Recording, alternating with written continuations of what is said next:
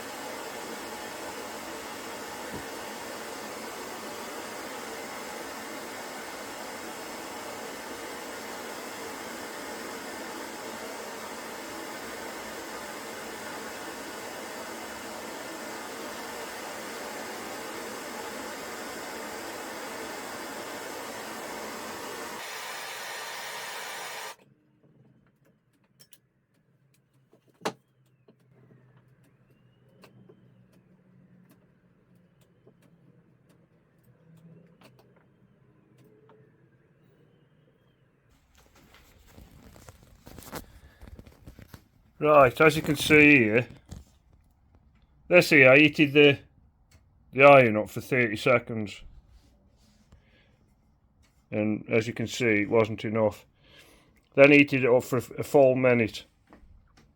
That was like 30 seconds plus another 30 seconds. Give me a minute if you like. And then it's at that. I kind of left that on too long, but as you can see, you can get, it's working really well. Depending on how long you leave it on there, obviously depends on what kind of finish you get. But I basically did all these off just one heating of the iron, and it's still working. So it seems to retain its heat quite a bit, and then it's just a matter of working out exactly how long you need to leave it on there to get the finish that you want. But it's actually quite good. I don't know if sanding them off gives it a final better finish, if you like, for the ones that have been branded too much.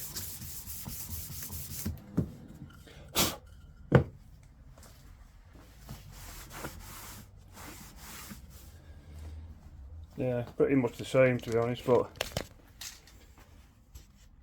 it ain't bad at all, really, is it? Like I say, it's just working out exactly how long you want to leave it on there for. One thing I've noticed since I bought this is the person or whoever I bought it off on Temu, it's no longer there. Now, basically what I had to do is upload a logo to them. When you put the order through, you upload a logo at the same time, and then they basically cut it for you.